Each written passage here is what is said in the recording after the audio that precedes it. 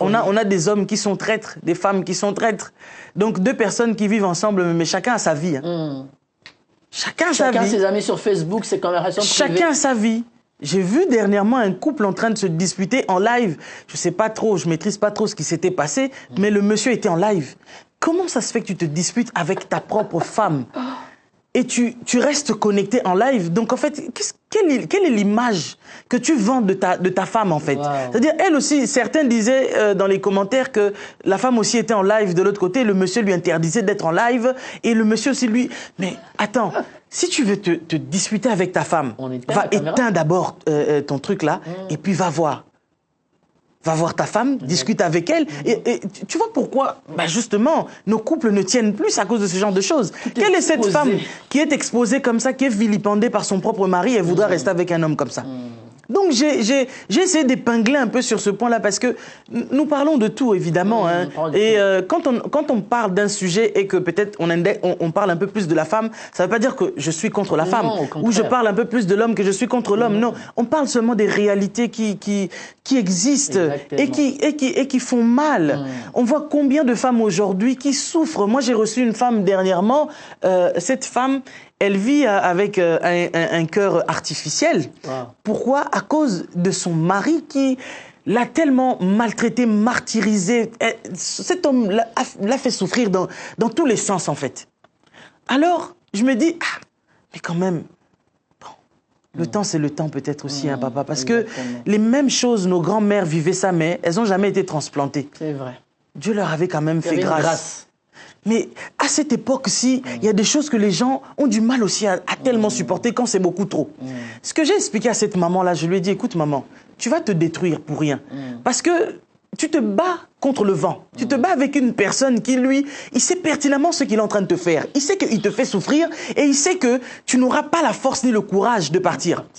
Et j'expliquais dans ma vidéo que la plupart des hommes, et là, je viens quand même bien expliquer que c'est surtout les hommes noirs, africains, mais noirs. Ça, c'est nous, ça.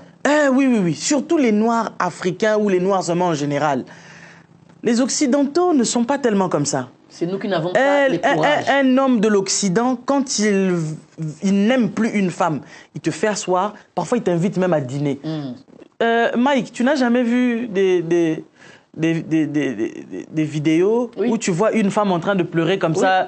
Oh, comment tu pleures comme ça en plein dîner? Non, c'est la chose qu'on vient de lui dire qui est en train de faire pleurer cette femme. C'est-à-dire le monsieur est véridique. Il lui dit, écoute, moi, je ne t'aime plus, Voilà. Apparemment, certes, elle va souffrir là, mais après, elle va pouvoir rebondir. Mais les hommes africains, eux, ils doivent te faire souffrir jusqu'à... Tu comprends? À te faire suer. Jusqu'à ce que toi-même, en fait, tu implores le ciel peut-être de prendre ta vie, quoi. Ça veut dire que vous reprochez aux hommes africains de partir déjà. Noirs aussi, je dis. Noirs. Pas africains partout. Africains en particulier, mais noirs en général. De partir déjà émotionnellement, parfois même physiquement, mais de continuer à garder la femme, de ne pas la libérer. Et elle continue de souffrir. Et puis on prétend que nous, on tient encore au couple alors qu'on a déjà les deux pieds. Mais papa Elior, tu verras ce genre d'homme. Tu parles avec lui, mais papa, qu'est-ce qui ne va pas? Tu ne m'aimes plus? Est-ce que j'ai dit ça? Mais pourquoi ton comportement a changé? Il va tourner autour du pot, etc. et tout. J'ai déjà reçu une femme aussi qui disait que le monsieur, quand il a envie de l'intimité, il vient... Non, même pas il devient gentil. Il vient... Il couche avec sa femme, il vient, il se sert. Quand il a fini, il part. Mais attends, tu prends cette femme-là pour un objet. C'est pas un objet sexuel, c'est pas un objet pour ta satisfaction personnelle. C'est quand même ta femme. Vous avez fait des enfants ensemble. Ok? D'autres peut-être pas, mais tu l'as mariée pourquoi? Si c'est pour la chosifier à ce point-là. Et tu verras que tu vas lui poser des questions. Qu'est-ce qui ne va pas? Tu ne m'aimes plus? Non, est-ce que je t'ai déjà dit ça? Il va commencer à te raconter des histoires, à dormir debout et tout ça. Mais toi-même, tu constates que ce monsieur-là, tel que nous étions avant, quand je lui écrivais, il me répondait tout de suite. Avant, il était pressé de rentrer à la maison pour qu'on passe du temps ensemble, pour qu'on dîne ensemble. Mais c'est plus la même chose. Avant, il quittait ses amis pour rester plus avec moi. Mais maintenant, il préfère plus s'attacher à ses amis que être avec moi. Mais je pense que papa Elior, si tu as envie de faire comprendre à quelqu'un que tu ne veux plus, c'est le comportement. Hein, on le comprend tout de suite. Mais ce qui fait mal, c'est que ces femmes-là continuent à s'accrocher.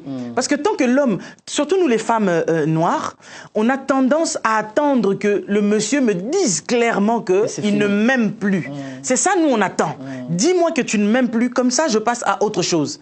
Mais parce qu'en fait, tu aimes tellement la personne que tu continues à t'accrocher, à t'attacher à une chaîne qui ne tient même plus. Un chewing-gum. Vous êtes déjà séparés. Tel que tu es là, si tu t'accroches à un chewing-gum, tu vas tomber ou bien tu vas rester suspendu.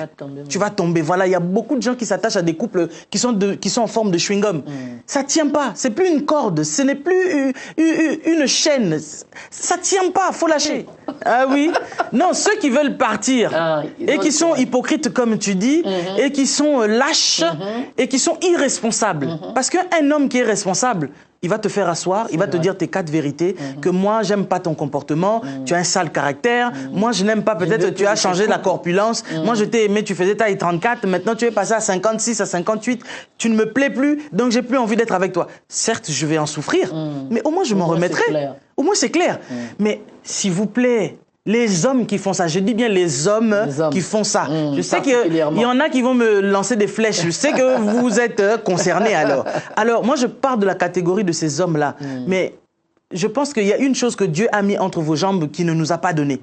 Donc, c'est-à-dire ces choses-là que vous avez entre vos jambes devraient vous donner un petit peu plus de maturité, un peu plus de courage. Parce que vous êtes des chefs, selon ce que la parole de Dieu dit. Amen. Mais prenez votre courage de chef entre deux mains.